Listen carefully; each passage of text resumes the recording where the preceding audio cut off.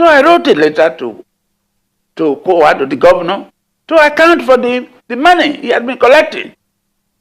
He didn't care. He said he had been spending the money, and they spent the money building a university in his own village. Today, most of our money have been paid into that 2-year-old bank. They call it, whether is it Premium Bank? Yeah, the name of the bank, can you mention it to me? I said something Premium Bank. The managing director is one Emefiele from the same village with Okowa. Okowa's brother, Monday Okowa, who was in the Zenith Bank, is there. Allegations upon allegations, okay, lots of allegations have come on board, pointing at the fact that many lots of, or a number of public office holders like governors and former ministers and even heads of parastatals have left offices with lots of public funds unaccounted for. These and many more in the updates and packages I have today. My name is Angelo. Welcome to another edition of What is Trending with Nation Voice Tower. Chief Edwin Clark, an elder statesman and Ijaw leader, has confronted former Governor Ifeanyi Okowa of Delta State and vice presidential candidate of the People's Democratic Party during the February 25th elections for allegedly being unaccountable for lots of public funds during his time as governor. The Ijaw leader alleged that sums of money in the range of over 250 billion naira unaccounted for by Okowa, hereby causing an impending suspicion on the running of the financial aspect or sector of the Okowa's time in office under the platform of transparency. This particular viral video or this particular interview was granted on Arise News, and yes, the elder statesman Edwin Clark said a lot. He alleged lots of sums of money missed or embezzled by Okowa during his time. He also alleged how Okowa deceived the southeastern or southern governors when they had a meeting and embezzled lot of funds, and that is why that is the reason why lots of people from the south don't regard Okowa as a diligent or an upright person. They see him as an embezzler and as a fraudster. These are strong allegations for the elder statesman Edwin Clark to make to Ifeanyi Okowa there. Let me allow you watch a brief cutaway from the interview. We'll be back. The executive governor, the former governor of River State, Wike, revealed in one of his press conferences that total amount of money was paid to them by President Buhari's government under the 13% derivation. And the Delta State got over 250 billion naira. So I wrote a letter to the governor, to account for the money he had been collecting. He didn't care. He said he had been spending the money. The answer they gave me, that they spent 5 billion naira in paying pensioners in Delta State. How does that come under 13%? Are pensioners oil producing pensioners? And they spend the money building a university in his own village with his money. So I wrote him, I decided to employ a lawyer who went to the Federal Accountant General's office to obtain the certified copy of all the amount they paid to Delta State since 2007 to December 2022. And I got a letter from the Accountant General's office listing everything there, all what every oil producing state had been paid, and the one paid to Delta State came to 1,760 something billion naira. Ordinary loan from 2007 to June 2015 received about 700,000 billion. The balance was paid to Okowa because oil was coming very easily in large number and prices were high. So what he was paid was 1 trillion. Instead of paying the 50% provided by his own law, the Superdeck Law, Section 14, which is automatic that the money must be given to them. He now held the 13%, the entire money, 13%, dishing out instrumentally and approving every contract the Superdeck awarded. And I said, give me an account. So I wrote him a second letter, which I've already copied the EFCC. We cannot be cheated. Governors are now wealthier than their states. He has got a bank.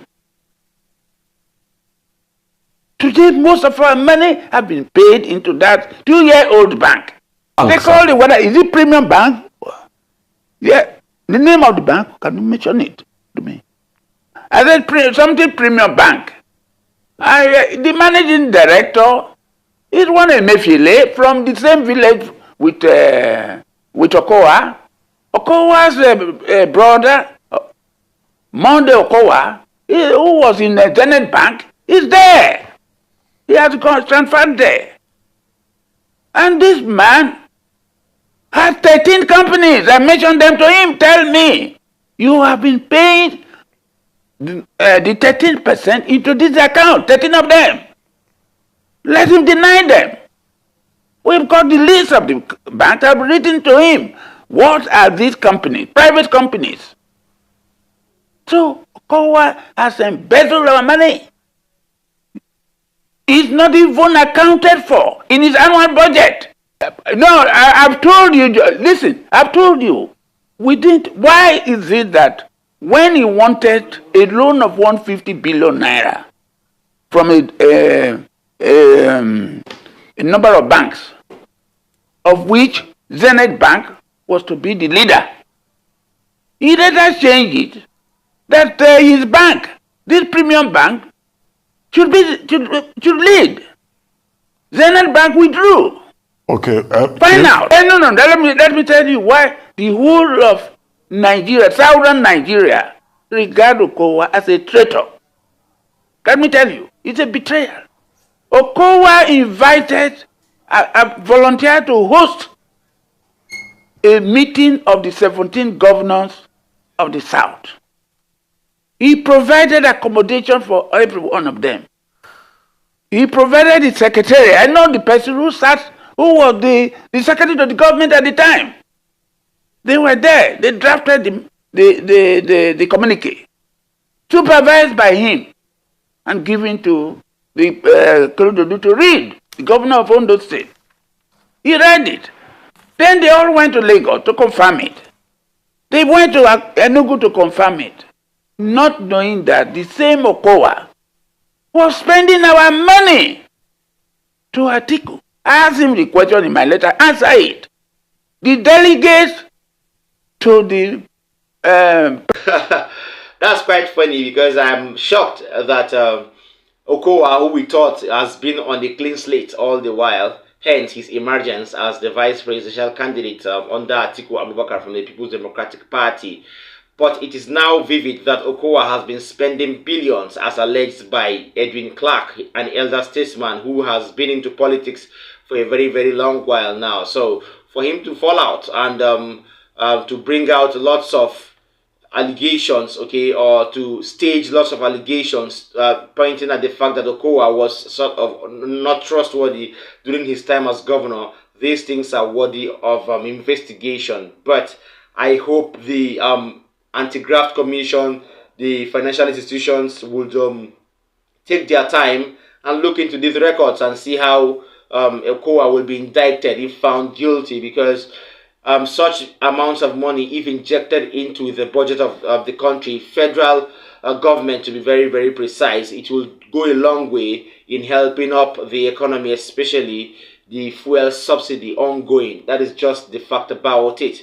So next on my update, I have the Natural Oil and Gas Suppliers Association of Nigeria, NOGASA, have granted a press conference to address the issues about the fuel subsidy and unwanted or unanswered questions rather about the oil and gas sector, especially the recent abrupt removal of fuel subsidy by President Asiwaju Bola Ahmed Tinibu.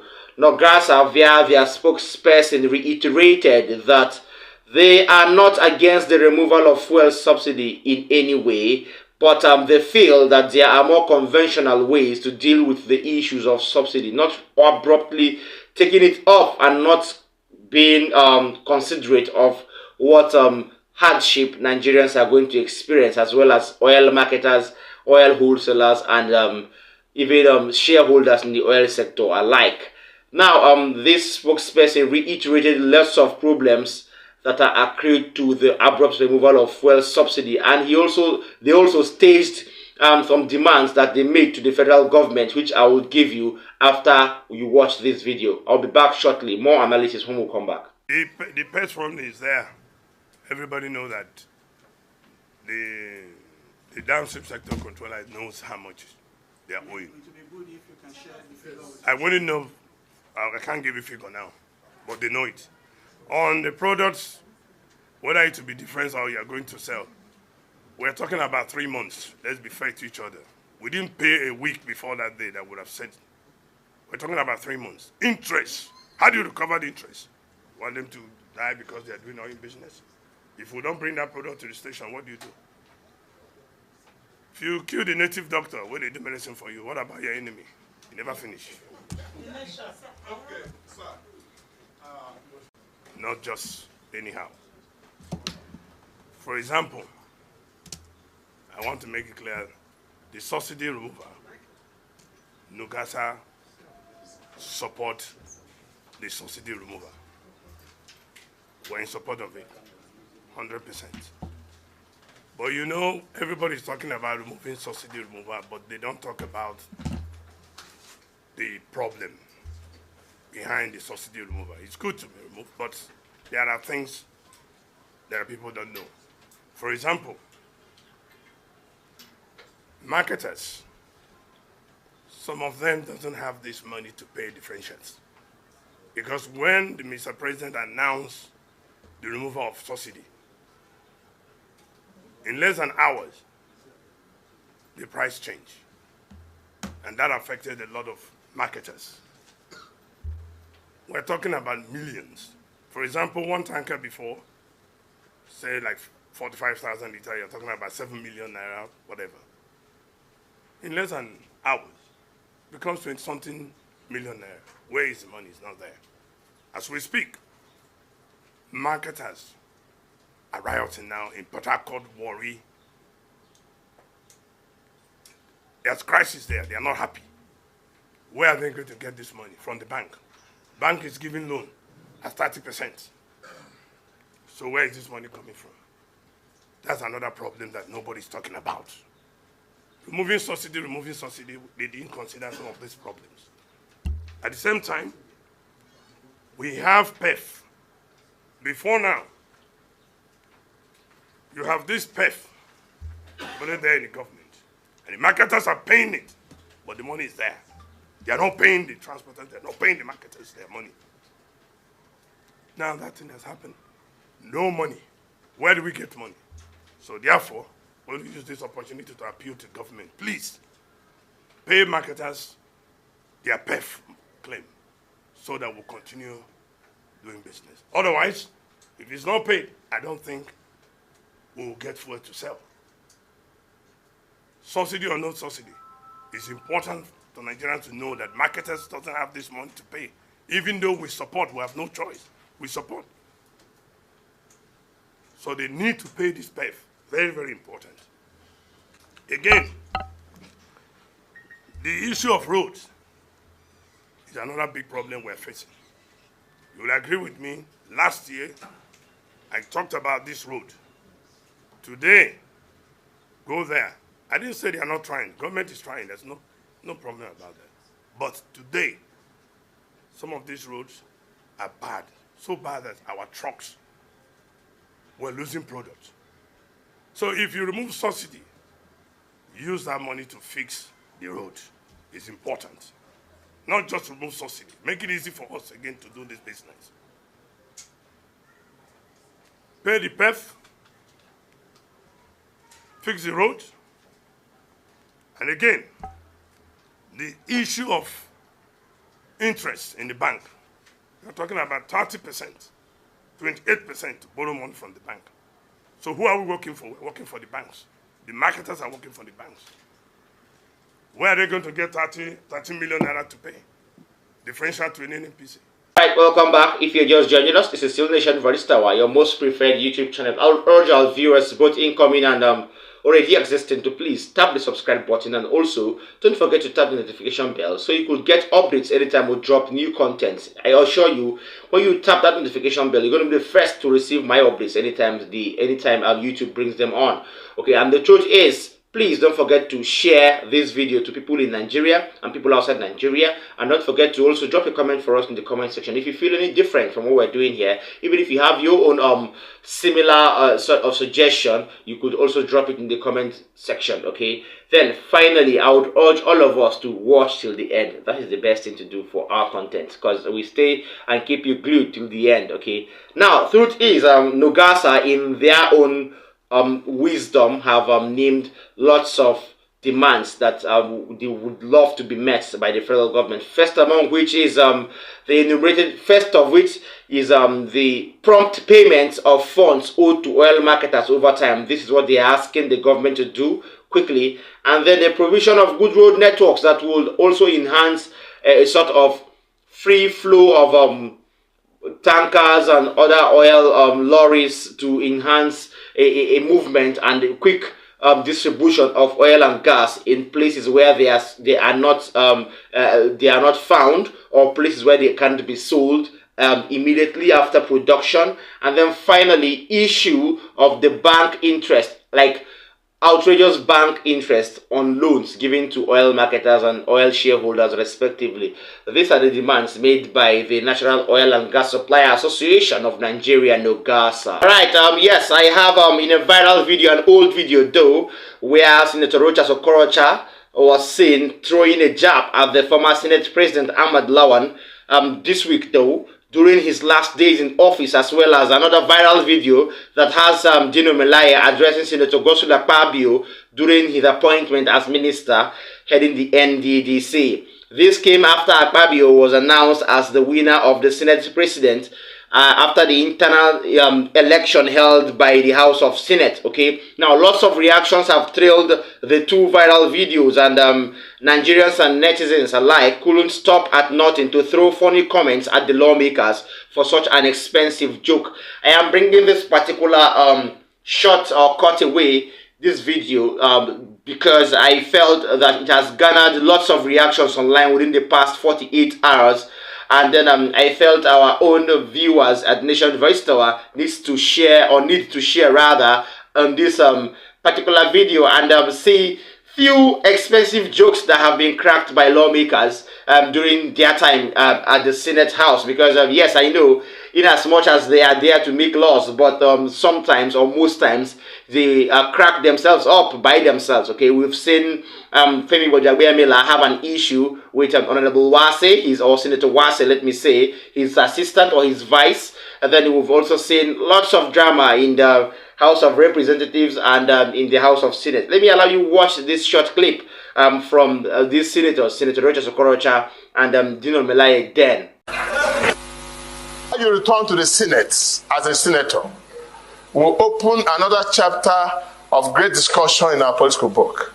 Because I was there in the field with you running for president. I never knew how you were able to meander and return and leaving some of us. Next time you must teach me how to do that. It was a torturous journey because we had to go through the courts. I didn't. That as a retired senator who is not going to be with us in the 9th Assembly, you should also continue or start to do those things that will continue, that will propel the prosperity of this country. Akpabio, I will miss you in the 9th Senate, but we will definitely meet on the streets of Abuja. I thank you very much, my colleagues. The battle to salvage this country is not a battle of no. Alright, all said and done. I hope you got that straight. Well, I wouldn't say much because when Rocha spoke, I would say he spoke as a joke. But I would really say that he has there was meaning in whatever he said, because we have warned, or there has been different warnings from INEC that no public office holder should run for 2 political seats in the same electoral season, okay? And that was what Ahmad Lawan did during his time as Senate President, when he had to come up and make public his ambition to run for the president of the country. After he lost primaries, he went back to his post as a Senate President, which is not supposed to be so. You cannot kick your cake, or you cannot eat your cake rather and have it. So I would urge our politicians, please don't indulge in that. Please stay in one lane and maintain that, because if you are trying to gain power at all costs, that shows that you are not after the people, you're not after governance, you're after affluence and power, and which is not supposed to be the prerogative for you to be in state. That is that from our table. I hope you stay glued with more updates as we keep working behind the scene and round the clock to keep you updated on the polity and the issues pertaining to the democratic system in Nigeria. Thanks, and see you next time in my next video. Bye.